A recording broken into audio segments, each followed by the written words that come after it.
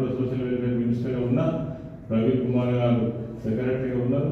SC welfare department ద్వారా జరిగినటువంటి not only SC welfare అన్ని డిపార్ట్మెంట్లో జరిగినటువంటివి కూడా చాలా బాగుంటాయి. వాళ్ళ బడ్జెట్స్ కూడా బ్రహ్మాండంగా ఉన్నాయి.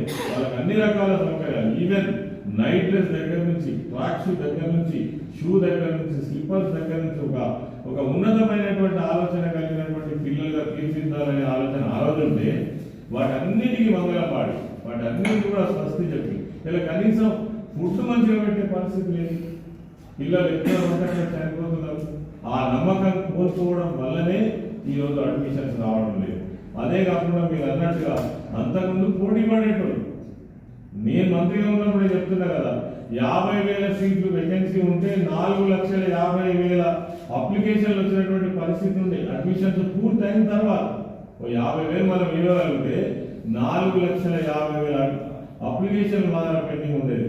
అటువంటి పరిస్థితి నుండి ఇలా సిఇఓలు కావచ్చు, గౌరీతోటిలో కావచ్చు, రెసిడెన్షియల్ స్కూళ్ళలో కావచ్చు, తర్వాత ఉన్నటువంటి ఫెస్టివల్ స్కూల్ మంచి స్కీమ్, దాన్ని కూడా సర్వనాశనం చేస్తే ఎట్లా పిల్లలు వెళ్ళగొట్టి దీనికి ఎవరు సమాధానం చెప్తారో మరి సోషల్ వెల్ఫేర్ మంత్రి సమాధానం చెప్తారా, ముఖ్యమంత్రి సమాధానం చెప్తారా?